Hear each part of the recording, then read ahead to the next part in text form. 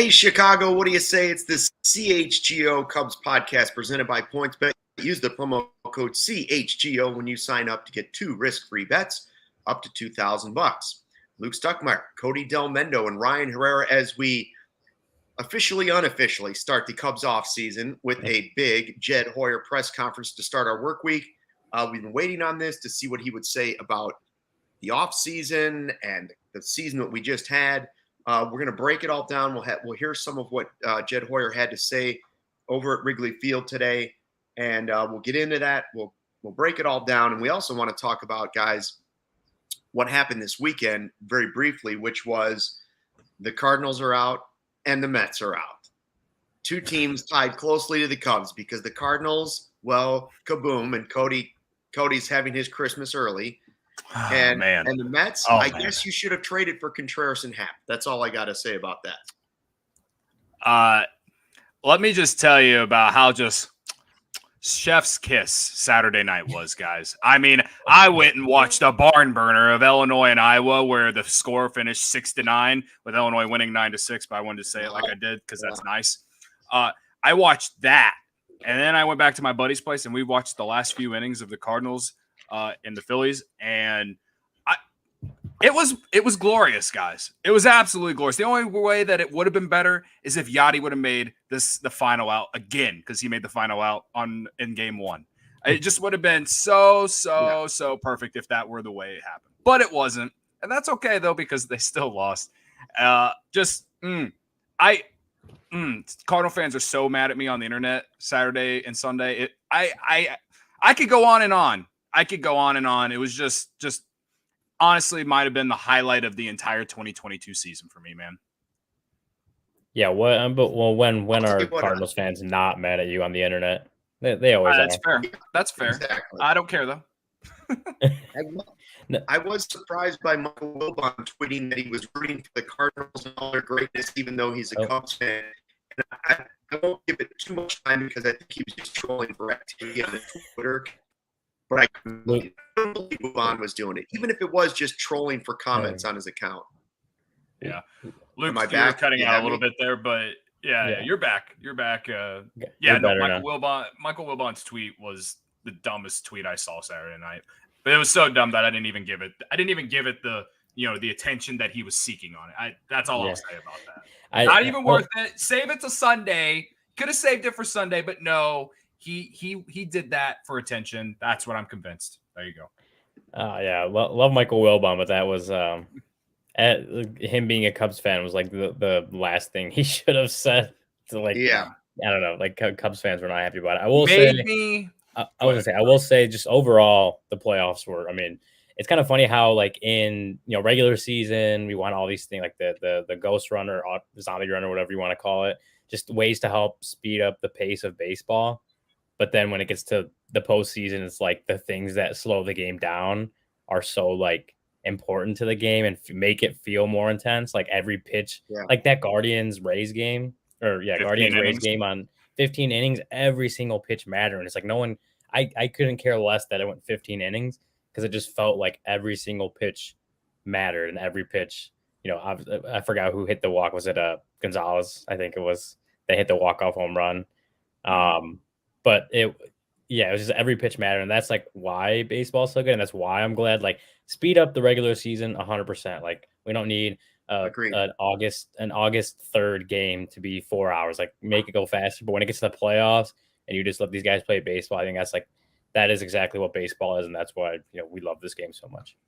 Yeah, I mean, I didn't see any of the Rays and Guardians. I was following it, but yeah, I mean, I don't think anyone's going to complain about a 15-inning playoff game where there's 0 runs until the very last inning because the stakes are so much higher. People care so much more whether you're a Guardians or Rays fan anyway in that instance, right? Like so yeah, I'm with you there, and that's why I'm glad that like the ghost runner or zombie runner, whatever you want to call it, is gone come playoff time. I think that's the rule that it is, right? Like they didn't use it. So in the regular season, like I have my indifferences about it, but as long as it's not there in the postseason, like I'm happy about it. So there's a lot of good games. It's exactly like playoff hockey in the NHL. Okay, I don't mind. In fact, I love 4 overtimes in playoff hockey in the game. You're waiting to see if a player drops on the ice or whatever. But you don't want that for an entire winter. You don't want to have middle of the week games going on for 6 hours. Like, it's fine. Do what you need to speed it up during the regular season. Playoff games are exciting because it's elimination time, and we're willing to live with a longer game at that point. Totally get it. Yeah. How about the Blue Jays? They blew an 8-1 lead. They just didn't feel like they had it, right? It just didn't feel like they had it this year. Pretty much the whole season, I expected them to be better than they were. But the National League, I feel like, is exactly where most of us thought it would be. Don't you? Well, yeah. Phillies, Dodgers. I thought that the Mets would figure it out and at least get past the Padres. But, man, like, outside of the game DeGrom pitch, man, it was just bad. Like, they had one hit in the closeout game last night. And then, like, the way Buck Showalter tried to, get Joe Musgrove for cheating, I guess, like, just because the internet blew up about it. That's what I'm convinced, at least. Like, it was just another clown show from the New York Metropolitans. You hate to see it. You genuinely do. And again, the Mets are a good example of teams that don't want to go all in. Like, and that's why I will always, appreciate Theo for the good and the bad, because he always at least tried. When the Cubs were like right there ready to win, when they were 1 or 2 pieces away, we can yell about the Quintana trade all we want, but he went all in. Maybe I guess we can complain that it wasn't Justin Verlander, but even at that time, no one thought that Justin Verlander was going to turn into a god like he did when he went to the Cy Young. Was going to be a Cy Young winner as he's 39 years old. Right, yeah. Like he's like no one envisioned that, especially the way his last few years in Detroit went. So, I think you can look at the Mets as a great example that should make Cubs fans feel at least a little bit better about some of the trades that haven't gone their way, because that's just baseball. That's like you win 101 games, it's still a successful season for them, but like to not get to the division round, like it's also a very big disappointment. And who knows, maybe if they did trade for Contreras or Happ or both, like maybe things go differently. Their offense was just so bad. And then they called Alvarez up in the late, like in September, and put him on the playoff roster. Like,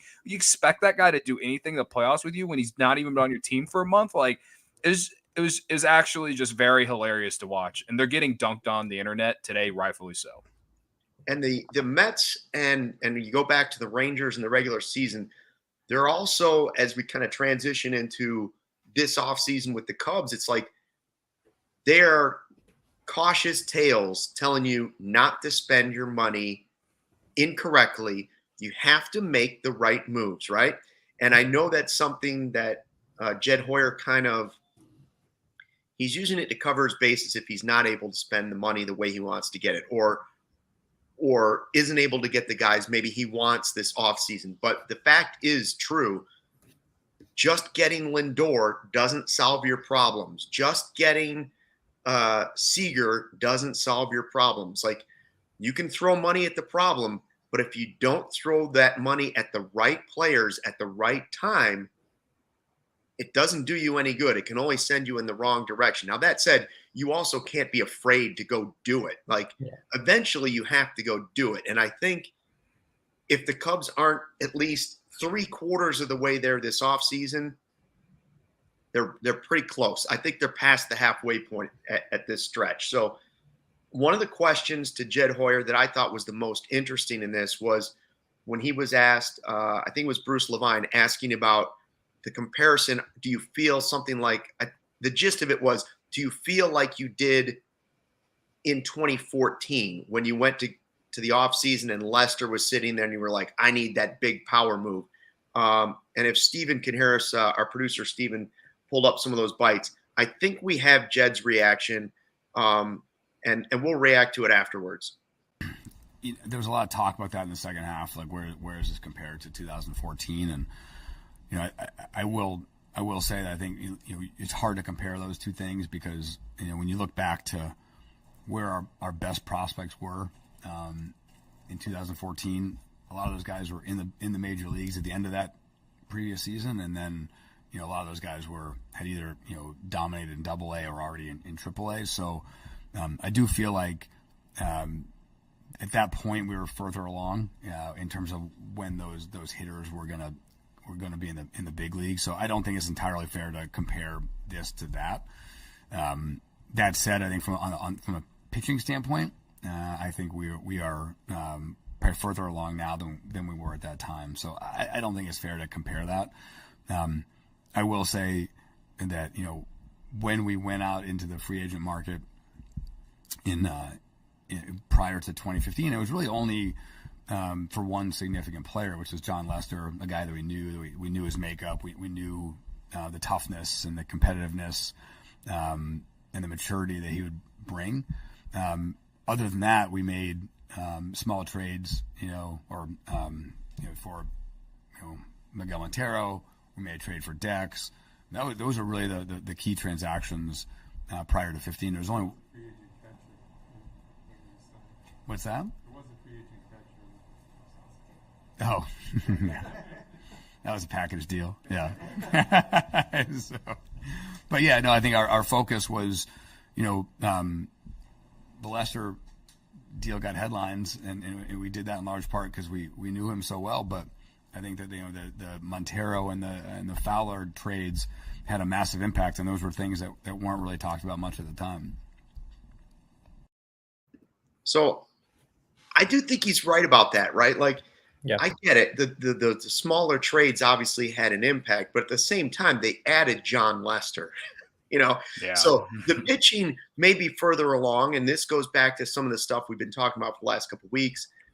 And I'm starting to lean towards the fact that if the star pitcher price is too much, or if it's not the right guy, don't go for it. You can add somewhere else. But I still think they do need to add star power this offseason. And if that's a position player instead of the frontline starter this offseason because it just doesn't line up, that's okay. But I don't think it's okay if they don't add star power to this team in the offseason. You can't just go make a couple of small trades and hope all the prospects turn out and come up early. Would you agree with that? Like, no, somebody big has to be added to the roster. Yeah, and that's what you saw again when they signed Lester, and obviously like that became the thing as the Cubs weren't developing pitching. And Lester was just like the first in a large line of pitchers they went out and got. And it's kind of the opposite now, where it's like, and he compared like when you look back at 2014 and the end of that season, like Javi Baez had just come up. Rizzo was already there. Chris Bryant was on his way. Kyle Schwarber was on his way. Wilson, the next year blew up, so he was eventually going to be on his way. But they had the top of their prospect lists, and even a lot of the top prospects in baseball were Cubs, position players. It's the opposite now, whereas they have a lot more pitching that's starting to develop and starting to work its way up to the big leagues. I know they have Pete Crow Armstrong, they have Brennan Davis, but it seems like it's where, as far as what they have in the system and what they're developing the best right now is pitching, and it's coming up sooner rather than later. So it would seem like it's the opposite's true this time around, where they probably will have to go add, more bats. They might, I think they're still going to look to add a top end starting pitcher this year, or this offseason, maybe even, a second more middle of the rotation, back end of the rotation, whatever. But where they're going to focus on is plugging in those spots in the position player group, because they have Brendan Davis might come up, or probably will be up next year. Don't know if it's at the beginning of the year or not. Same thing with Matt Mervis. But like Pete Crow Armstrong's probably another year away or so, and a lot of those other position players are probably another year away. But like, it's going to be a lot of additions through free agency or trades or whatever to that position player group, because it seems like they have a lot more depth in the pitching department right now. So yeah, I think he kind of said it's not completely fair to compare 2014 to now and vice versa. Which I kind of agree with, just because the things have flipped a little bit. It's just, whereas they had a lot of top end talent coming on one side and they had to add their free agency the other way. It's, they're bringing pitching up, and they're bringing it up now, and they got to go and add some bats. I think that's, when you look at it and you compare the two seasons, like that's probably the main difference is just where the depth is coming from. Yeah. I completely agree with you, Ryan. And, I see Michael Collada already in the comments, and he says that he's already making excuses for Ricketts not to spend. And I just want to say that no matter what Jed was going to say in this press conference, he wasn't going to reveal oh, we're going to go after this guy or this guy. You knew that coming into this press conference, he was going to be bland. There was nothing that was going to move the needle for anyone. Absolutely nothing. That's just what the way it is. So the way that he says that in terms of, we need to continue to develop and this and that. Some people might take it as, oh, we need another year here to, develop our own system or whatever. And while that's also true, you're also the Chicago Cubs, and you should also go spend some money, especially when you had the lowest attendance since 1997. I believe that's what it is. When you have the lowest attendance since 1997, I think that ownership probably sees that and is like, yikes. No one's not going to want to believe that. Michael Collada is going to sit here and he's going to think that's exactly what the Ricketts want but I just don't believe that. I'm never going to believe that. So you can, again, fan however you want to fan, think whatever you want to think, but it's definitely an offseason where the Cubs need to make moves. And to that point of what he was saying, yeah, those moves for Dexter Fowler and Miguel Montero proved to be huge for the Cubs, especially in 15. Montero was a huge leader on that team that helped propel them to, going to the NLCS. And Dexter Fowler was their leadoff hitter for 2 years. And again, when those moves made, happen, Jed was right. Those weren't the big headline moves. Everyone's talking about Lester. So I think the big point or the big takeaway I take from that comment is that the big names there, we might we should be in on those, and we will be going after them, but also pay attention to what else we're doing as well. And I think you can even say that about this past offseason. I mean, no one thought Yan Gomes was going to be as good as he was for the Cubs this year. And then the slew of relievers that they brought in that they were able to get for pieces. I know this past season didn't go the way that they wanted, and it didn't they didn't make the playoffs and all this stuff, and we sold, and then we shouldn't be in this position. But those moves paid off for the Cubs in terms of where we're at now. And so hopefully, cross your fingers, knock on wood, whatever.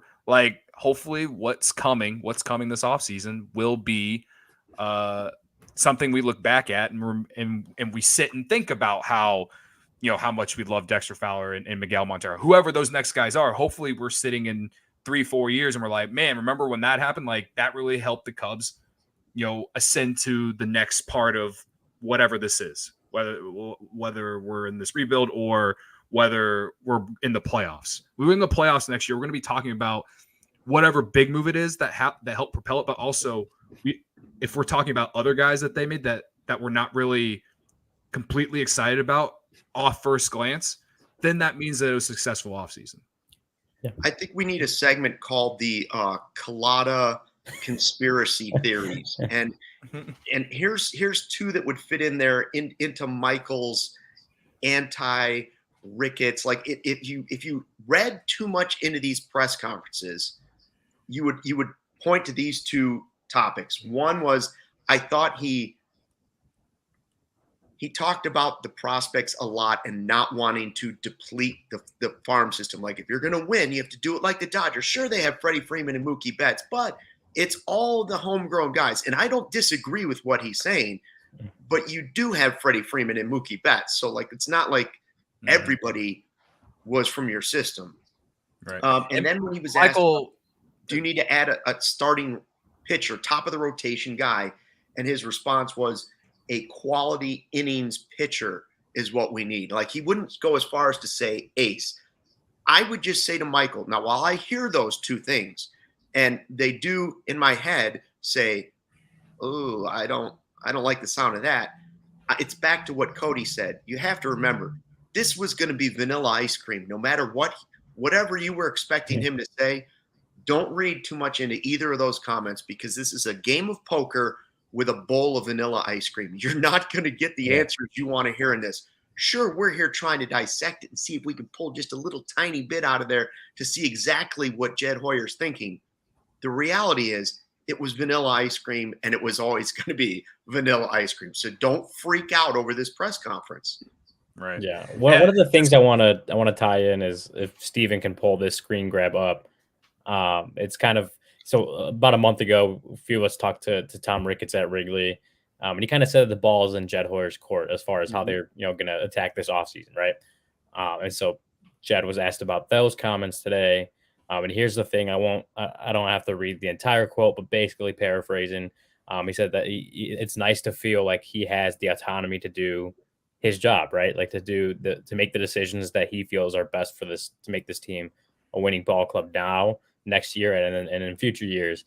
And basically he said, they're going to do the research. They're going to take the time. They're going to do their homework on the players. They're going to really think and discuss what these players are doing or who these players are and what they could bring to this ball club and whether it's, the right fit, the right time, all that stuff. But one of the things he said is like, I know if I present Tom with a plan to do something like that, I know I have his support. And that you can read that as again, maybe Ricketts and Jed just kind of blowing smoke, saying things people want to hear, all that, blah, blah, blah, all that stuff. But I do think when you look at Jed, I do think Jed wants, it's sincere. Jed wants to build a winning ball club just, because that's his job, right? Like if he doesn't build a winning ball club, he's not going to last as the president of baseball operations. Whether that means going out, we lost Luke. Whether that means going out and signing, the biggest free agent possible or making a huge trade for Shohei Ohtani is anyone guess. But I do think he's sincere in wanting to go out and make the right moves at the right time. But if that's this offseason, if someone like, Carlos Correa, example, is on the table this offseason and they want him and he wants to be a Cub and they see that as the right fit, that's Jed. I think I would believe Jed would want to make that move for the right price. He doesn't want to give out 10-year contracts. I don't think anyone does it these days. But if that's something that he wants to do, saying that he knows he has Tom's support, and he'll Tom will open the checkbook and sign on the dotted line if that's what needs to happen. If Jed presents him the right thing, I think when you look at this offseason, like that is genuine. Whether it plays out that way is anyone's guess because you have to see what the market does. And, Steve Cohen can open up his checkbook too and get and just outbid the Cubs on whoever they want. Right. But I again, people will think it's just blowing smoke, but I do see it as genuinely he wants to go out and make the moves that make sense for this team going forward. They're not just going to throw money at like 3 huge free agents that don't fit very well. But when those guys do present themselves, I do believe Jed genuinely wants to be in that, in that discussion. Yeah. I do appreciate that they're asking the question. He says that Ricketts will ask the tough questions when he brings a plan to him. When he and Carter will say something, and he'll be like, "We know that Tom will ask the tough questions, but we're also quote no doubt the resources will be there." Like you said, Ryan, that could just be blowing smoke up his boss's butt, but I don't really think it is. I think, maybe the Cubs aren't going to spend like Cohen and people be mad about that. But it hasn't worked out for the Mets. So I think there's that happy balance, like everybody says. Do I want them to spend big like one of the top 5 teams in baseball? Yes. But just as importantly, I don't want them to mortgage the whole future of the franchise that's down in the farm system to add a huge player. So if that means spending a little bit more in free agency so that you don't have to trade away all of the guys you just accumulated, I'm on board with that plan, unless that guy is Shohei Ohtani, and then I might be willing to go a little bit the other way. But am I more inclined to say, man, I'd rather risk the money. I'd rather spend a huge amount of money on Aaron Judge or Carlos, whoever the position player is. Mm-hmm. Yes, I'd rather not give up some of the chips that I have to get him. I'd rather just spend Ricketts' money. That's the plan you would rather have. And then you want him to spend Ricketts' money on the right guys so that if you need to add another guy, you're not handcuffed and you can't go do it. So that's the game plan. But I think it's the game plan for most teams, or at least big market teams. Yeah. Right. Yeah. I mean, you guys have made a lot of good points. And like Luke, when you said that, spending the right money and like the Mets are the great example. Like, yeah, Steve Cohen could do it again this offseason and hand out a $50 million AAV check to Aaron Judge. I would not be surprised if he actually did. But that team was good enough to be at least an NLCS team this year, and they didn't do it. They couldn't even beat the Padres. And I know the Padres spend money too, but like, I'm just saying, like, you have to build a culture and you have to put the right players around the right guys. I think the Cubs are building the right culture right now, but yeah, they definitely need more star power. And I definitely think they need to spend more. And Michael says that I'm not holding them accountable in the comments. I've been holding them accountable all season. All season I've been holding them accountable because I was infuriated in June and before the All-Star break whenever the Cubs lost 19-5 to the Padres and we're getting embarrassed every single day. We don't deserve this shit team and like all of the bad. Absolutely. Like, yes, right now I'm optimistic. You know why? It's because the Cubs end the season well. They look like they're building a culture, and I like the manager that we have. And the farm system is a top 10 in baseball. That's not me just saying it. Literally, MLB Pipeline has it, and even Fangraphs has them higher. They look like they're building something, right? Now, yes, I'm optimistic. Also, I am a little like weary. Like, they haven't spent significant money in it, like since I guess the Yu Darvish going into the before 2018 season, right? You can say Kimbrel, but also the only reason they did that was because of Ben Zobrist and his wife and that whole fiasco. And you can say that they spent last offseason, but clearly they didn't spend enough, or else this team would have been better. Maybe injuries were a big part of that, but you also didn't have the depth. And even Jed said that in the presser today that they didn't have enough depth. Now it looks like they've built some depth, especially on the pitching side. So yeah, you got to go spend the money or make trade or whatever to get some position players in here and see what you got next year. I think there's a lot of reasons to be optimistic, but also, yeah, don't just think like, oh, they're gonna do this, and I'm not even worried about it. I totally get Michael's like perspective for sure, but I just think that this is the first time in like 3 or 4 years or 3 or 4 off seasons, it feels like, where the Cubs are building some momentum and they're building some sort of optimism for the fan base to get excited about what next year could be. So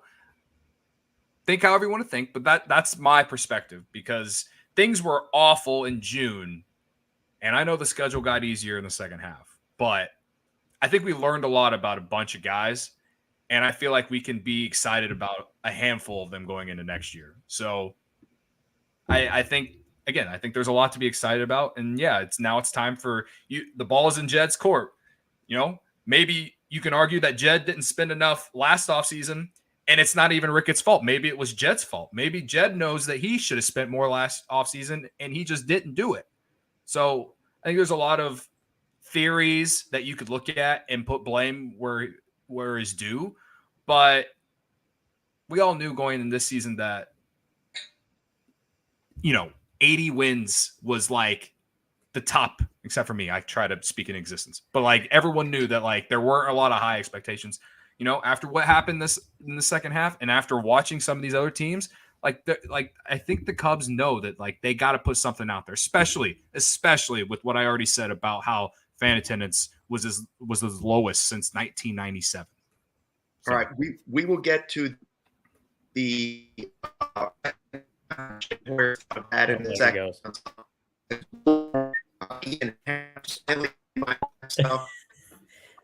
Oh, Luke. Yeah, Luke, your internet's shitting out on us is the worst thing to happen. He's still going. Guys, maybe we hit an ad break here while he sorts through that. Cody, why don't you tell us about your bets, my friend? All right, this weekend it wasn't nearly as good as last weekend, but I had a great time gambling on college football and the NFL. I also, you want to talk about baseball bets. I don't do a lot of baseball betting, especially when the football season starts, but I did take Lars Nootbaar to have the most hits in that series against the Phillies, and it actually hit. You know why? Because he's a creative player, and they sprinkled holy water on him before he came to St. Louis, and that's the only reason he's a good player. Anyway, that was a cool bet. And I made it all on PointsBet. This football season, PointsBet is bringing you a better way to bet live on games, which means before this ad is over, you can place a live same-game parlay, bet the next drive to be a touchdown, and cash out on your live second half over bet. With PointsBet, you have access to more live football markets than ever before. Build the perfect live same-game parlay by combining your favorite bets anytime during the game, including spreads, totals, player props, and more. Choose the outcome of the next drive and next points with PointsBet Lightning Bets. So whether you are on the move or on the couch, do it live on PointsBet. Download the PointsBet app today and sign up with code CHGO to get your first 2 bets risk-free up to $2,000. If you or someone you know has a gambling problem and wants help, call 1-800-GAMBLER for crisis counseling and referral services. And that said, I'm taking the Raiders +7 tonight and the under. Oh, wow. If anyone cares. Oh, good luck. Big time. Guys, I started taking AG1 because I didn't have time, wanted better gut health, more energy, and optimized immune system. Now I've been on it for months, and I love it. It doesn't taste super healthy, but it is. So I take it in the morning. So what is it? 1 scoop of AG1, you're absorbing 75 high-quality vitamins, minerals, whole food source superfoods, probiotics, adaptogens to start your day right. A special blend of ingredients that supports your gut health, nervous system, immune system, energy, recovery, focus, aging, all those things. I get that boost of energy in the morning, so that's when I take it on an empty stomach, and it's lifestyle friendly too, whether you're keto, paleo, vegan, gluten-free, dairy-free. You're all good with AG1 and all-in-one nutritional insurance for less than $3 a day, recommended by professional athletes, 7,000 five-star reviews. Right now, reclaim your health and arm your immune system with convenient daily nutrition. Just 1 scoop and a cup of water every day. That's it. No need for a million different pills and supplements. And to make it easy, Athletic Greens is going to give you a free 1-year supply of immune-supporting vitamin D and 5 free travel packs with your first purchase.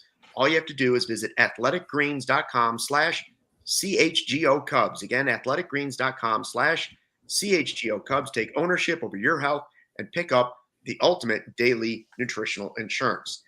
Steven, I need to take some Athletic Greens today. Yeah, I feel like I got to start my week right. I didn't take it this morning, and I'm a little sluggish, if you will, and so is my internet, as you can tell. Steven, if you're there, let's go with the opening statement from one Jed Hoyer and just how he opened the press conference. First half of the season obviously was not up to our standards.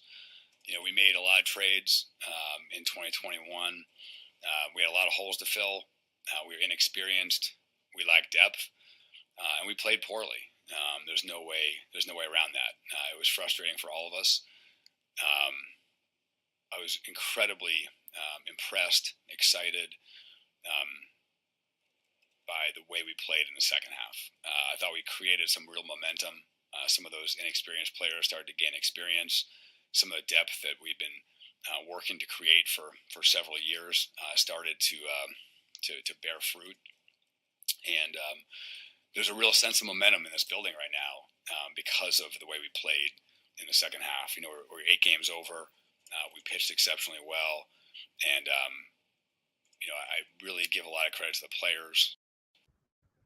They never stopped competing. I do give even, those last 6 games against Cincinnati, every game in the clubhouse, they were looking to prepare to win a game, to compete every night. And that's incredibly impressive. And I also give a ton of credit to the coaching staff, led by David Ross, preparing those guys every single day, continuing to focus on the right things, because I think what we saw at the end, that momentum, I think has a chance to really continue to lead into the offseason and to create a lot of confidence in a very young group. So I couldn't be more excited about the way we finished. It's a far cry from the way we started. And ultimately, we have to build on that momentum. That's going to be the focus of this offseason. We absolutely want to compete next year. We also want to build something really special for the fans. We want to build something stable, something lasting. And that's the lens that we're going to view our transactions this winter. We want to make sure that what we build creates what we talked about before, which is year after year after year being in the playoffs and giving these fans what they deserve, which is October baseball. I see Michael saying season was up to their standards! ! No, I agree with what he's saying. I think all Cubs fans, even Michael, enjoyed the second half of the season more than the first. Like you like to see individual progress. You like to see guys still playing hard when you realize the season's over and the franchise is looking to the future and trading away 4 guys out of the bullpen.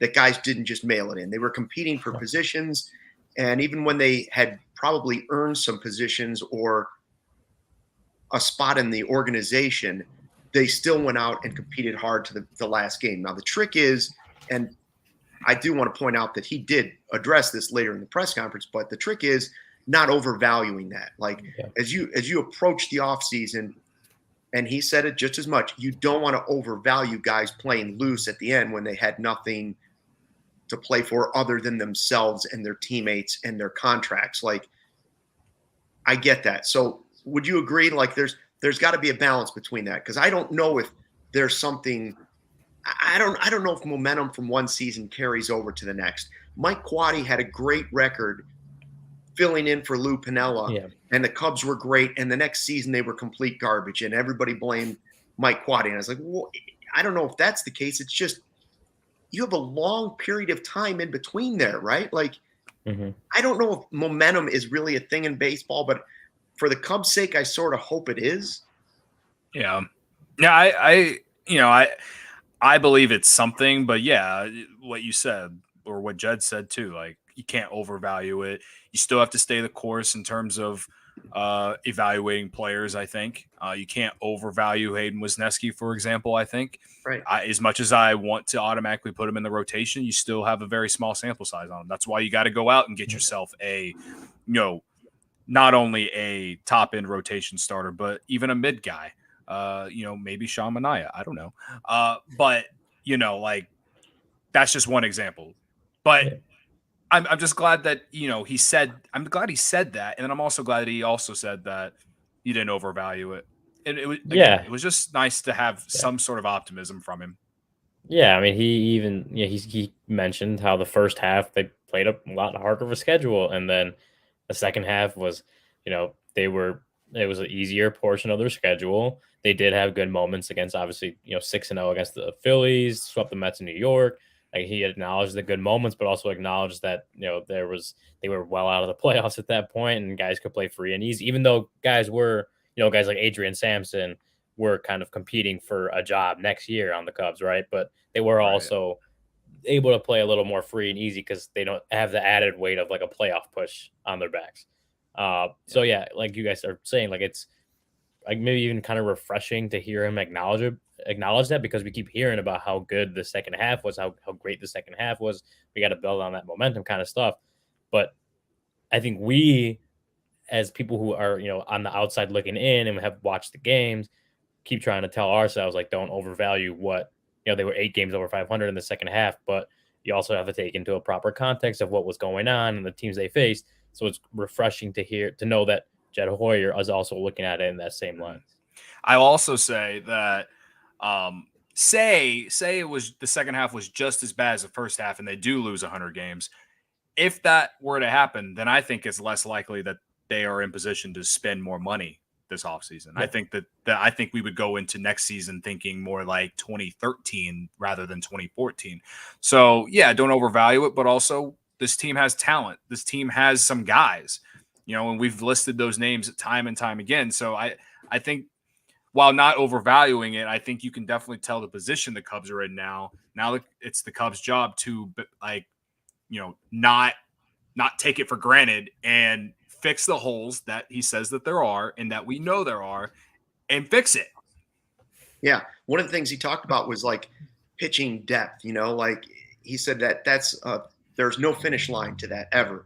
And so, Sampson, you figure, has really made them think about some things. And at the very least, he's depth. Same thing with Assad. Smiley and Miley, he said nice things about. I don't know if I was reading too much into it. And again, it's all vanilla, so I don't know if I should take too much from it or not. He talked about the 10 to 12 games for Smiley, and then he talked about Miley being a guy that could have just left the team to go rehab. Instead, he stuck around and was a huge impact on the young guys coming up and in the clubhouse and helping the young pitchers adjust to the major league level. Smiley's the mutual option.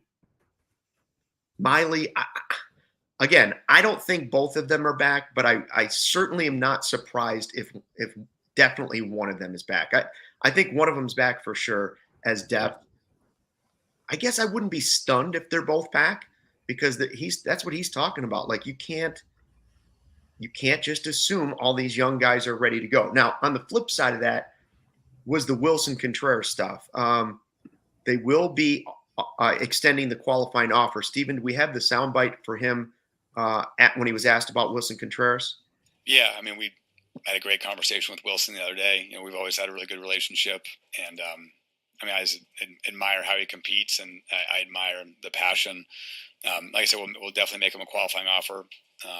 We'll be in touch with his representatives. And, you know, as far as his comments and things like that, I'll take the comments he sort of makes to me directly, you know, not those. And like I said, I've really enjoyed, you know, I've always enjoyed our relationship, and I've really enjoyed watching him grow from I remember watching him play in Boise in 2012, and you know, I think whenever he's been with the Cubs for a long time, and you know, I'll sort of take those comments and what we've talked about. So this one I do think you can read into. Like some of the press conference you can't. I know everybody in the chat was talking about as we were getting started, the Bob Nightingale saying he's done, he's not coming back. They have no interest in bringing him back. I would tend to agree with the fact that I don't think he's coming back. I don't think he's taking the qualifying offer. I think that was what they decided at the trade deadline. They'd rather have the compensatory pick than whatever they were getting offered from the Mets at that point. Do we all feel that that's the way it sounded to you? Do you think Wilson's played his last game? Yeah, I know Willson. I mean, well, I was just gonna say, like, it's nice to just know, like, hey, they're gonna extend the qualifying offer. We don't have to keep saying expected to extend. Yeah. Like, it's gonna happen. But on the same sense, when that happens, you know, Wilson's talked about when he hits free agency and what he wants in a team, he wants to be someplace that he feels wanted, right? Like that's his main goal is like, well, that's one of his priorities is being someplace that he feels wanted. Would extending the qualifying offer and not engaging in contract extensions, does that strike me as a place, as somewhere that Willson Contreras would feel wanted? No, it doesn't. So, it feels, unless they have some, 180 shift in what they want to do and decide, hey, having Willson Contreras around for the next 4 years is what's going to be best for our team, and they engage him in contract extension. Because I know Willson wants to be here. But again, he wants to be somewhere he feels wanted and feels like appreciates what he brings to the table. So if the Cubs decide that, hey, like we want to bring Willson back, engage him in those discussions, I can see Willson coming back. But if the Cubs just offer him the qualifying offer, I think it's 5 days after the World Series that has to be extended, and the player has 10 days to pretty much decide whether to accept it or reject it. So in that time, if they just give him the qualifying offer and then they go and don't engage him in any extension talks at all, I just can't see him accepting that. I can't see that him looking at it and it's like, I feel wanted here. I feel like this is a place that wants me to play baseball. I don't see it. So I think just looking at the direction of where things have gone all season, it's just like that, Wednesday was Willson Contreras. Well, I guess Tuesday or Monday might've been the last time he played, was the last time Willson Contreras played in the Cubs uniform, right? Like it feels like the end to me. If it hasn't happened already, that's an easy conversation between the agent and Willson and the Cubs. All they have to do is ask, if you weren't getting a draft pick in compensation, would you be offering a deal to Willson? If they say no, thanks for your time, he's moving on, the Cubs are moving on. And that may have already happened. It's just they may not want to put it all out there yet. I don't know if it has or hasn't happened. I'm just saying, I don't think it's going to take a lot of time to figure that out. Now, the one that's more complicated for me, I don't know about you guys, is Ian Happ. Like, he's only got a year left on his deal, but here's a guy who's now put together a year and a half of really good baseball, a guy who could be considered for a Gold Glove, a guy who is certainly thought of as a team leader, a guy who does hit from both sides of the plate, does have some versatility. And here's what Jed Hoyer had to say about his left fielder. Immediately, he took Seiya sort of under his wing and tried to mentor him and in the way baseball is played and the way things are done over here. So I thought he really found his voice from a leadership standpoint, and it was really, really gratifying to see that. So, like I said, I'm excited he's a Cub.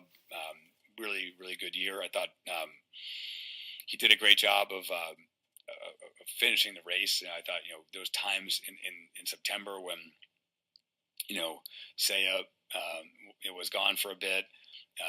Nico got hurt. Willson was hurt. Madrigal was hurt, and Ian never missed a beat that entire time, and it was really impressive to watch, and I thought he had a heck of a year. Yeah, so I'll use this to tie in what I think about the Contreras stuff, and so Jed Hoyer clearly talks highly of Ian Happ and how he was a leader on this team. Mm-hmm. And we've heard about how Nico Hoerner has kind of emerged as a little bit of a leader on this team. Now, a lot of people want to keep Willson because he kind of emerged as a leader on this team this year. And it was a lot more clear. Like you could see it in the dugout and on the field. You couldn't really see it from Ian Happ or Nico Hoerner just based off the eye test. I think that Ian Happ just has more value on this team moving forward. And that doesn't mean I don't want Willson, but depending on what offer someone gives Willson Contreras, like if he gets more than a 3-year deal from another team, I'm going to feel like the Cubs lucked out on it personally.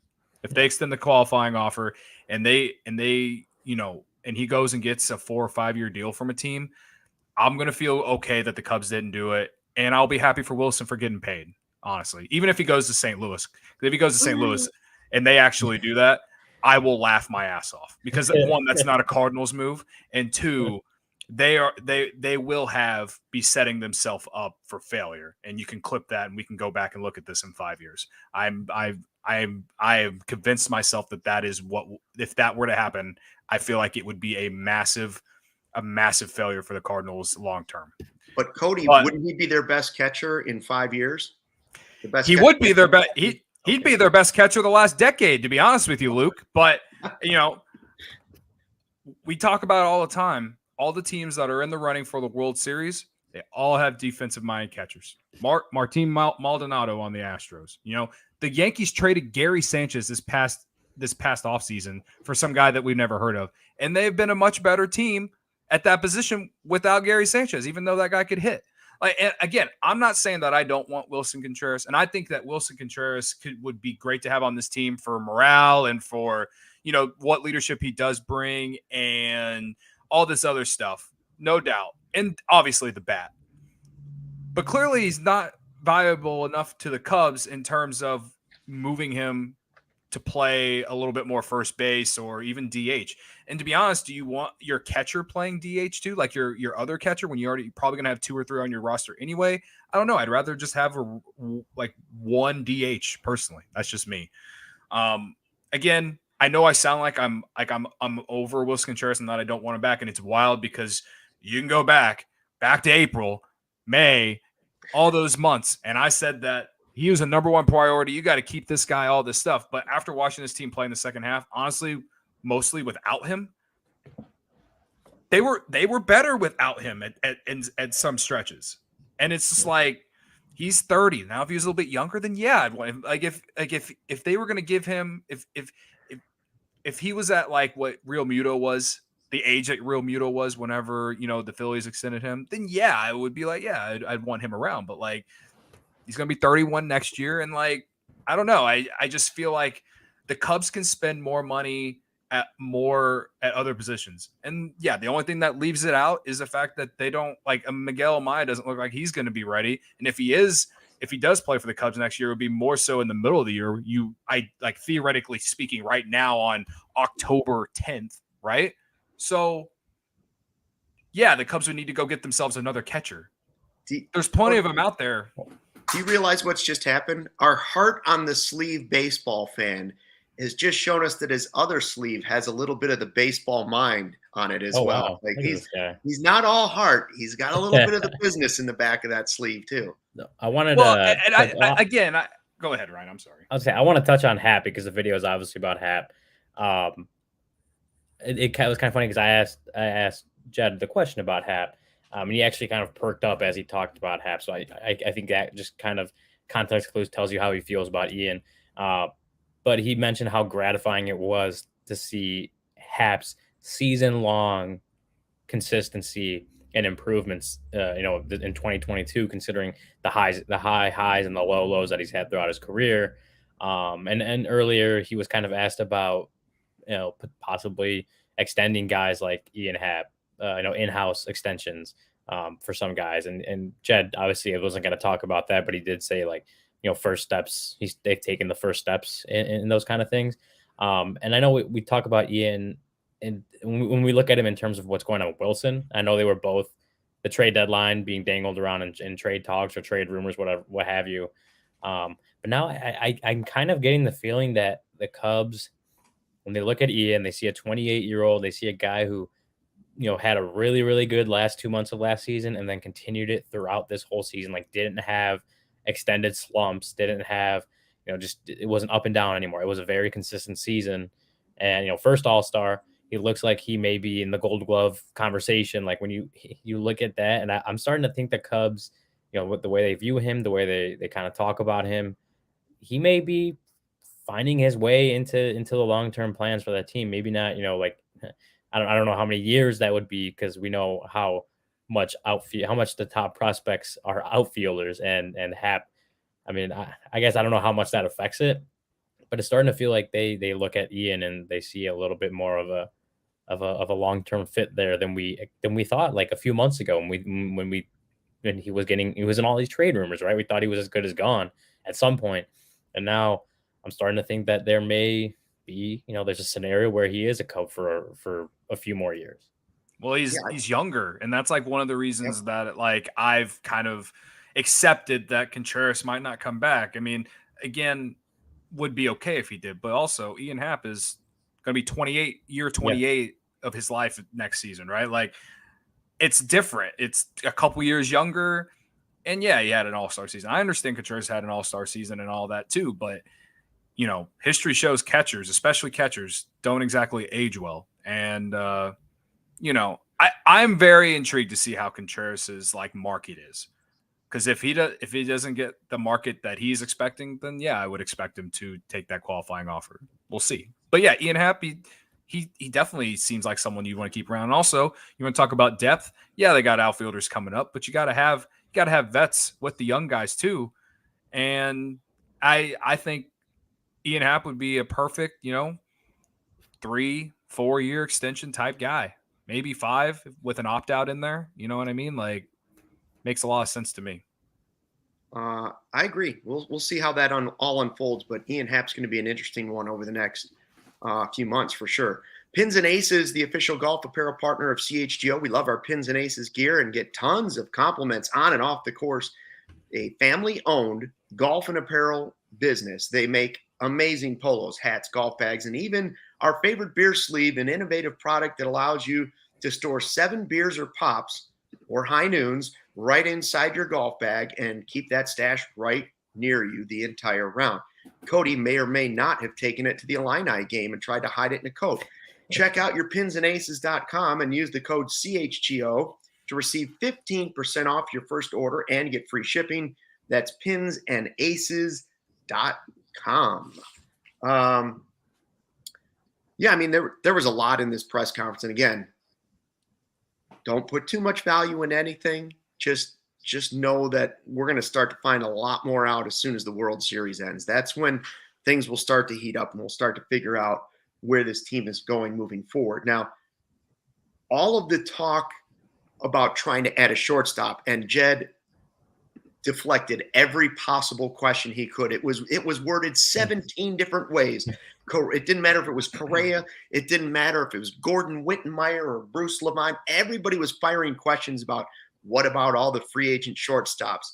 And finally, the one that brought a little glimmer of what might be coming in, or a little aspect of what might be coming in, is what about your guy Nico Hoerner? Would he be willing to move with all this and that? Here's what he had to say about Nico Hoerner.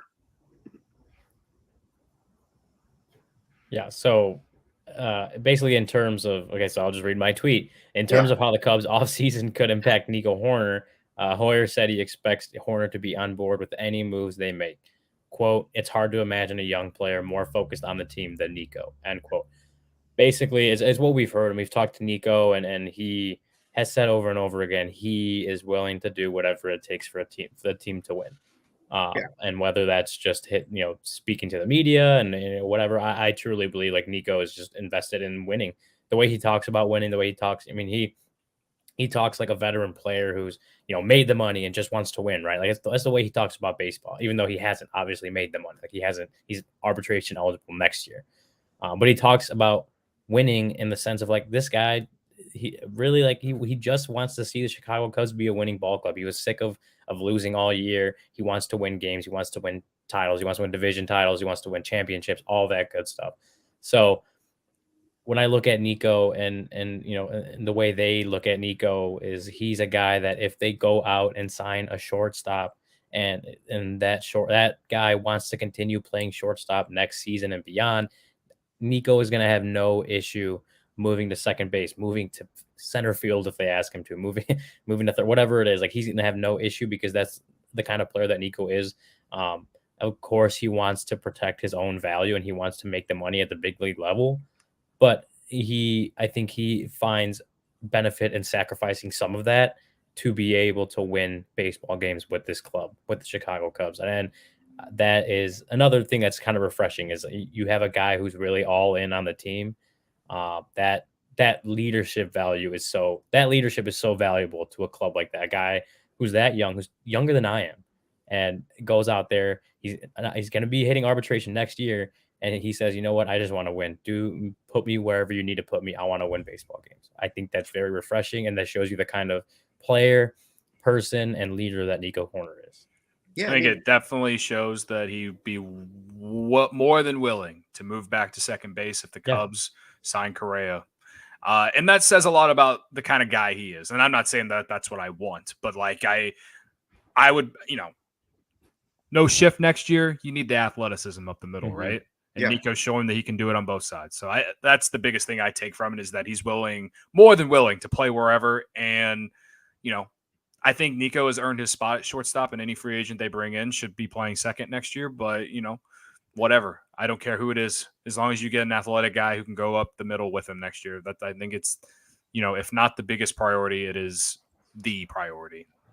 Ryan made a good point. Like, he is super young. In fact, I heard during the season he was calling Ryan Grandpa Herrera. Grandpa Herrera is what they call him. Guys, I was thinking that like maybe if we break this story, this is how CHGO blows up. If we break the Correa coming to the Cubs story. So I was just Googling as Ryan was finishing up there, the Dior Chicago Rush Street address, 931 North Rush. We need somebody. Cody, can you just stake out the Dior store on Rush Street? And if you see Carlos Correa, we know we're in. As he said, he wants to be, that's where he wants to be. We need to have somebody stationed on Rush Street outside that store. And it'd be just like Theo walking into the Starbucks in Wrigleyville back in the day. And we could have Cody tweeting, just saw Correa walking in the Dior store, Rush Street, spotted. Think how big that would be. Absolutely. If you're listening, Kevin, we were talking off there, I'm very versatile. I was helping Steven with like producing stuff. I'm very versatile guy here at CHGO. But you're going to ask me to stay in the cold and stake out for Carlos Correa during the cold Chicago winter. Y'all better be increasing my pay. Why don't you just trying to get paid? But what about stand in the Dior store? Just be in the Dior store. Maybe buy a thing or two if they give you a little bump in salary. Or I've never been to one of those stores, but the way that it sounds like something I can't afford anyway. So I'm gonna need a raise. I think they probably have security. Now, if they have a tree outside, have you ever heard of the guy in Denver that used to climb up in the tree and until the Broncos won a game or whatever, he wouldn't come down from the tree? Cody, that's another possibility. We could get you at like Grant Park just to climb up and live in a tree until the Cubs make a big move. You and Collada, we could build you a little tree house in Grant Park somewhere. I'm sure that'd be a lot of fun. I'm sure it would just be a lot of good conversations. Real kumbaya moment. You guys could just live in the middle of winter in Grant Park in a tree. God. I think it's gonna be a no for me, dog. Do we want to wrap up with a little Hendricks? Got a little bit of an update on Kyle. And then I do want one quote I'll say at the end before we end. But what did he say about Kyle Hendricks again?